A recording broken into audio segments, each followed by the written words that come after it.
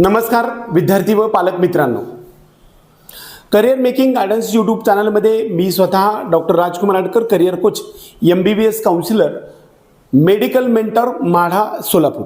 आपल्या सर्व विद्यार्थी आणि पालकांना आज खरोखरच एक महत्त्वाचा संदेश घेऊन आलो आहे. तो म्हणजे नीट मध्ये MBBS पासून ते फिजिओथेरपीपर्यंतच्या सर्व ॲडमिशन प्रक्रियेमध्ये, त्याला वैद्यकीय प्रवेश प्रक्रिया असं म्हणता येईल, यासाठीच्या काउन्सिलिंग प्रक्रियेमध्ये खरंच काउन्सिलिंग प्रोसेसमध्ये पेड काउन्सिलिंग प्रोसेस लावण्याची, जॉईन करण्याची गरज आहे का किंवा आवश्यकता आहे का, असा हा महत्त्वाचा सब्जेक्ट मी तुमच्यासमोर मांडला आहे. वास्तविक पाहता बऱ्याच वेळा रिझल्ट आला, जे आपले डॉक्युमेंट आहेत ते अपलोड केले, त्यानंतर चॉईस फिलिंग केली, त्यानंतर लिस्ट लागली, लिस्ट लागल्यानंतर ॲडमिशनच्या रिपोर्टिंगला जाणं, ह्या एवढा छोटासा टॉपिक असेल तर त्याच्यामध्ये आपल्याला खरोखरच याच्यामध्ये काही एक्स्ट्रा माहिती आवश्यक असते का, की जेणेकरून आपला करिअरचा मार्ग सुकर बनवू शकतो.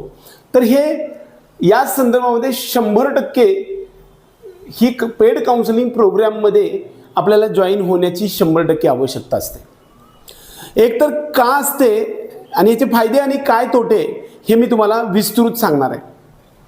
बऱ्याच वेळा एखाद्या विद्यार्थ्यांना समजा हायर स्कोर आहे, 650 पेक्षा जास्त स्कोर असणाऱ्या विद्यार्थ्यांना आपल्याला एम्स जिपमरमध्ये किंबहुना त्याच तोडीचे आपल्या राज्यामधील किंवा इतर राज्यामधील टॉप असणाऱ्या एज्युकेशनल मेडिकल सायन्सेसमध्ये 15% ॲडमिशन्स घेण्यामध्ये कोणत्या संस्था चांगल्या आहेत, या संदर्भातली डिटेल माहिती आपल्याला उपलब्ध नसते. बऱ्याच वेळा यूट्यूबवरती काही बघून गोष्टी आपण आत्मसात केलेल्या असतात, परंतु त्या टाईमली येत नाहीत, टाईम टू टाईम येत नाहीत किंवा अपडेटेड येत नाहीत. त्यामुळं तुम्हाला त्याच्यामधलं बेनिफिशरी होत नाही. बऱ्याच वेळा MCC काउन्सिलिंग सुरू कधी झाली, त्याच्यामध्ये रजिस्ट्रेशन कोणतं आहे, छोटे छोटे टॉपिक जे नोटिफिकेशनच्या माध्यमातून MCCमधून येणार आहेत ते आपल्याला येता येणार नाहीत.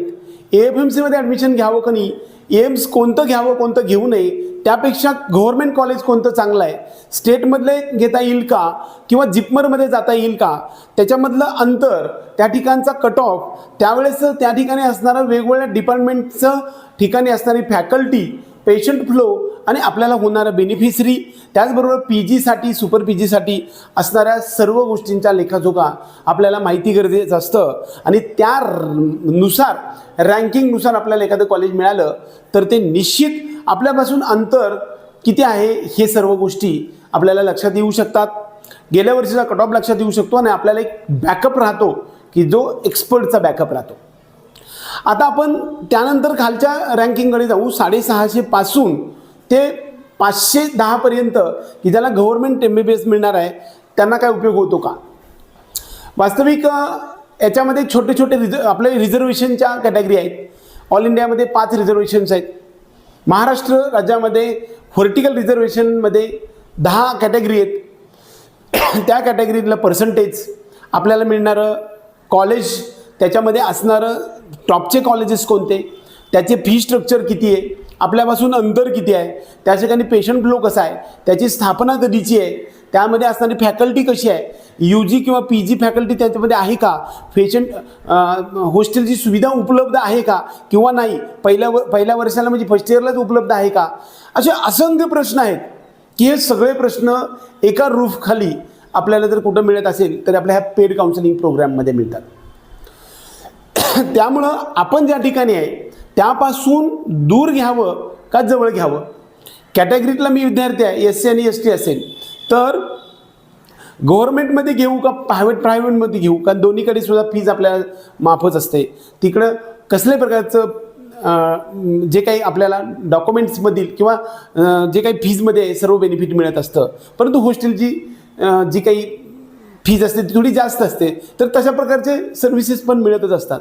आपल्या करिअरमध्ये पैसे मॅटर करतो तो असेल तर त्या दृष्टिकोनातून सुद्धा नॉलेज किंबहुना आपल्याला फॅकल्टी टॉपची घेऊन जे आपल्याला इच्छित साध्य आहे की जे शिक्षण चांगलं घ्यायचं आहे, या संदर्भामध्ये कोणत्या गव्हर्मेंट कॉलेजमध्ये जायला पाहिजे किंवा नाही जायला पाहिजे या संदर्भातला डिटेल लेखाजोखा आपल्याला 520 पेक्षा जास्त मार्क असणाऱ्या विद्यार्थ्यांसाठी गरजेचं असतं. त्यामुळं मी मगाशी सांगितलं की 650 पेक्षा जास्त मार्क्स असणाऱ्या विद्यार्थ्यांना काउन्सिलिंगची गरज आहे का, तर 100% गरज आहे. त्याच पद्धतीनं 520 पेक्षा जास्त मार्क्स असणाऱ्या विद्यार्थ्यांना गरज आहे का, तर 100% आवश्यकता आहे. आता आपण कट ऑफ महाराष्ट्र राज्यामधल्या वेगवेगळ्या कॅटेगरीनुसार जो प्रायव्हेट किंवा सेमी गव्हर्नमेंट कॉलेजेस आहेत यामधला कट ऑफची रँकमध्ये असणाऱ्या विद्यार्थ्यांसाठी काय उपयोग होऊ शकतो हा मी गोष्ट सांगेल. वास्तविक आपण एक ॲझ्युम करून चालू की बाबा 490 किंवा 485चा कट ऑफ आहे, तर मी व्हीजे कॅन्डिडेट आहे, SC आहे, ST आहे, माझा रँक एवढा आहे, माझा नंबर लागेल का, लागलं तर काय करावं लागेल, पुढच्या रँकमध्ये काय जाता येईल. आता ह्याच कॅटेगरी व्यतिरिक्त वुमन रिझर्वेशन आहे की जे हॉरिझॉन्टल आहे, हिली एरिया आहे, PWD आहे, डिफेन्स 1, 2, 3 आहे, MKB रिझर्वेशन आहे. म्हणजे या सर्व रिझर्वेशनसाठी ज्याला आपण हॉरिझॉन्टल रिझर्वेशन किंवा स्पेशल रिझर्वेशन म्हणतो याच्यामधला काय बेनिफिट होऊ शकतो या गोष्टी आपल्याला माहिती होऊ शकतात. त्याचबरोबर एखाद्या कॉलेजमध्ये फीज किती आहे, आपल्या कॅटेगरीला फीज किती आहे, हॉस्टेलची सुविधा आहे का, आणि असेल तर त्याची फीज किती आहे हे सुद्धा आपल्या प्रायव्हेट कॉलेजमध्ये मायने राहत असतात. आता आपल्या महाराष्ट्र राज्यामध्ये असे काही कॉलेजेस की ते 3 ते 4 लाख रुपये हॉस्टेल आणि मेस आहे. मग ते कॉलेज आपल्यापासून जवळ आहे पण ते घ्यावं का नको.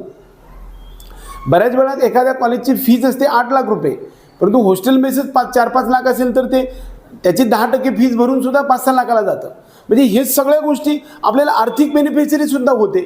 त्याचबरोबर त्या ठिकाणी असणाऱ्या PG लेवल आहे का, फॅकल्टी आहेत का चांगल्या, त्या ठिकाणी हॉस्टेल मेस चांगली आहे का, विद्यार्थ्यांचे रिव्ह्यू काय आहेत, त्या ठिकाणी असणाऱ्या सर्व मार्कांचा लेखाजोखा आणि त्याला रँकिंग या सगळ्या गोष्टी आपल्याला या पेड काउन्सिलिंगमध्ये येतात.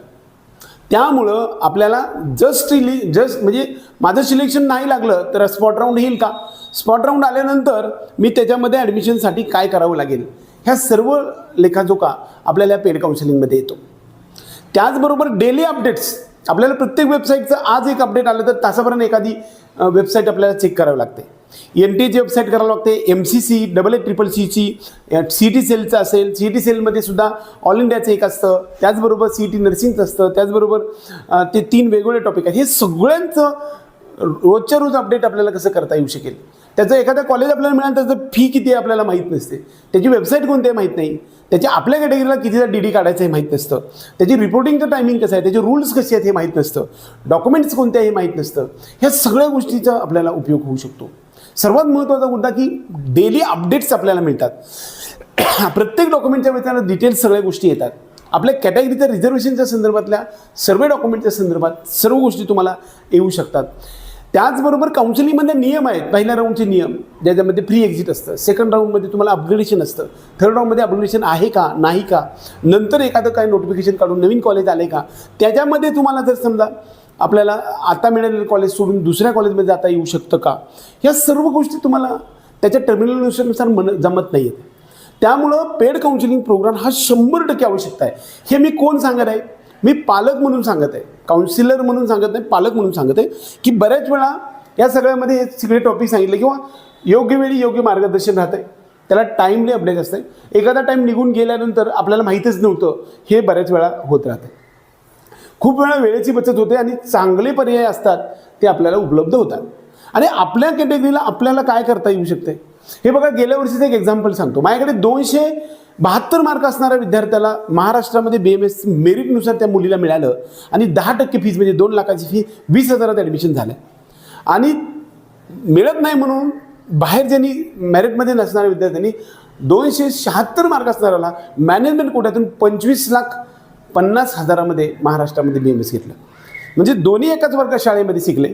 एकाला 1 लाखात MBBS व्हायला लागलं आणि एकाला 25.5 लाख रुपये. हा 24.5 लाखाचा डिफरन्स कुठं घेऊन टाकणार आहे. त्यामुळं पेड काउन्सिलिंग 100% आवश्यक आहे. आता आपण कट ऑफ लेवलच्या खाली जाऊया. Government MBBS, BMS, government BDS, private BDS आणि प्रायव्हेट MBMS पर्यंतचा कट ऑफ आणि नवीन येणारे कॉलेज त्याच्यामध्ये टाकायचं कसे. आता 140-45 कॉलेज असतील तर त्याच्यामध्ये टाकायचं कोणते कॉलेजवरती, खाली कोणते टाकायचं, हे सगळं तुम्हाला काहीच माहीत नसतं. या सर्व गोष्टी तुम्हाला आपण या काउन्सिलिंगमध्ये येत राहतात. त्यामुळं BMSसाठी सुद्धा ॲडमिशन घेणारा आवश्यकता आहे का, तर 100% पेड काउन्सिलिंगचा त्यांच्यासाठी सुद्धा उपयोग आहे.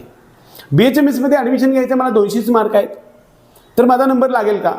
नंबर लागणं ना लागणं हा भाग वेगळा आहे, परंतु आपण आजपर्यंत शिक्षण 18 वर्ष घेतलेलं आहे आणि या शिक्षणामध्ये महत्त्वाच्या टॉपिकसाठी फक्त 5,000 किंवा काहीतरी फीज आहे, ते सोडून देऊन आपण जर स्वतःच काम करत असेल तर निश्चित आपण काहीतरी चुकीचं करतोय असं मला तरी वाटत आहे.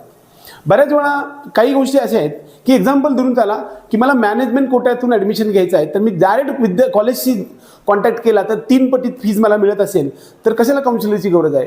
तर हे 100% चुकीचं आहे. कारण काही कॉलेजची फीज 12 लाख आहे, वार्षिक 36 लाख पर इयर भरलं तर 1,60 लाख 80 लाखापर्यंत जात आहे. मग खरोखरच 1,70,75 लाखात होतं का ॲडमिशन? त्याच कॉलेजमध्ये आपल्याला 21मध्ये 31मध्ये होऊ शकते. आता तो 50-60 लाखाचा डिफरन्स कुठून भरून काढणार? हे बघा, 100% काउन्सिलरची गरज असते.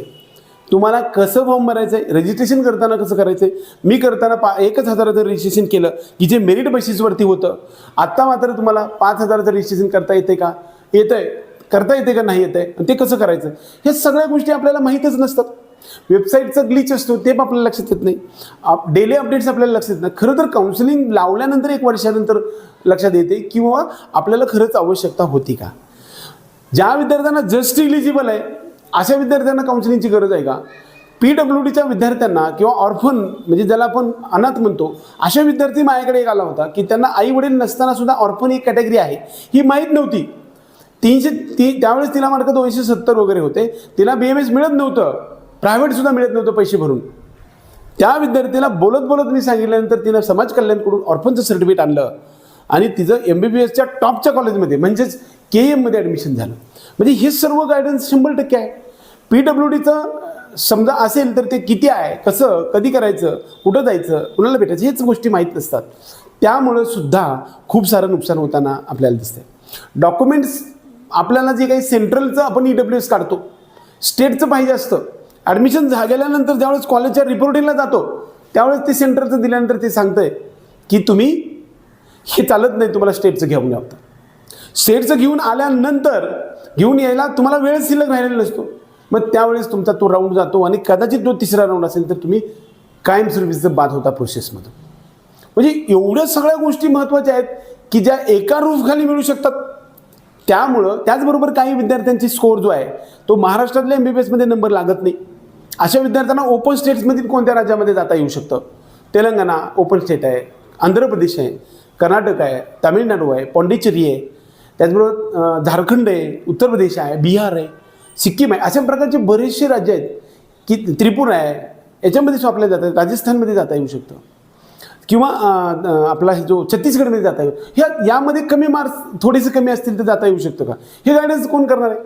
आपल्याकडे कितीतरी विद्यार्थी असे आहेत की ज्यांनी महाराष्ट्रात नंबर न लागता थोडे कमी मार्क्स असणाऱ्याला MBBS करण्याचं स्वप्न साकार करण्यात आहे आणि याचे जनकच आम्ही 2016 आम्ही आहे. त्यामुळे आता सध्या कोणीतरी फॉर्म भरून देत असेल तर तुम्हाला ते सांगतील की बुवा काय नाही, ही सगळी आम्ही करून देऊया. परंतु इतर राज्यामध्ये कमी मार्क्सच्या विद्यार्थ्यांना जाता येऊ शकत असतं, हेच मुळी वाईडली तुम्हाला यूट्यूबच्या माध्यमातून सांगण्याचं काम कोणी केलेलं असेल तर आपल्या टीम करिअर मेकिंग गायडन्सच्या माध्यमातून आपण सांगलेलं काय. त्यामुळं आत्ता समजा या सगळ्या गोष्टीसाठी खरं परदेशात जाऊन MBBS करावं का किंवा आपल्याच या ठिकाणी करावं किंवा आत्ता BMS घेतल्यानंतर गव्हर्नमेंट असल्यानंतर पुढल्या वर्षी आपण रिपीट करता येऊ शकतं का? जर समजा आत्ता BMSला ॲडमिशन घेतलं तर पुढल्या वर्षी आपल्याला MBBSसाठी ॲडमिशन घेता येऊ शकते का? ह्या सगळ्या गोष्टीचं उत्तर आपल्याला एकत्रित मिळतात. त्यानंतर स्कॉलरशिपमध्ये कसा अर्ज करायचा, कुठं अर्ज करायचा, कधीपर्यंत करायचा, त्याच्यासाठी लागणारे डॉक्युमेंट्स काय आहेत, आपल्याला किती स्कॉलरशिप मिळणार आहे, त्याचबरोबर जे अथॉरिटी आहेत त्या अथॉरिटीकडे मिळालेलं डिपॉझिट आपल्याला परत मिळणार आहे का? ह्या सगळे असंख्य हजारो लाखो प्रश्नांचा एकत्रित लेखाजोखा पाहायला गेलं तर पेड काउन्सिलिंग प्रोग्राम हा लावण्याची 100% आवश्यकता आहे असं माझं म्हणणं आहे. एकंदरीत या पेड काउन्सिलिंग प्रोग्राममधून आपल्याला डॉक्युमेंट्स, कॉलेजची माहिती, कट ऑफ, विद्यार्थी टू विद्यार्थी आपले कॅटेगरी वाईज सगळ्या गोष्टी आणि रिपोर्टिंग, डेली अपडेट्स आणि कॉलेजच्या संदर्भातल्या इस्टॅब्लिशपासून ते फॅकल्टीपर्यंत सर्व गोष्टी, PG UG लेवल, त्याचबरोबर PG करत असताना काही अडचणी, ह्या सगळ्यांचा लेखाजोखा. त्याचबरोबर आपल्याला कमी मार्क्स असतील, अगदी जस्ट इलिजिबल असणाऱ्या माणसांना सुद्धा 10 ते 15 लाखात BMS आपल्याला अदर स्टेटमध्ये करता येऊ शकतं. हे तुम्ही ज्यावेळेस कॉलेजला कॉन्ट्रॅक्टमध्ये जाता त्यावेळेस तुम्ही 15, 18, 22, 25 लाखांना ॲडमिशन होतं आणि पुन्हा सांगता की जाऊ दे आता काय करायचं. म्हणजे ह्या सगळ्या गोष्टीचा एकत्रितरित्या एकाच रूपखाली सगळं तुम्हाला बेनिफिट मिळत असेल तर ती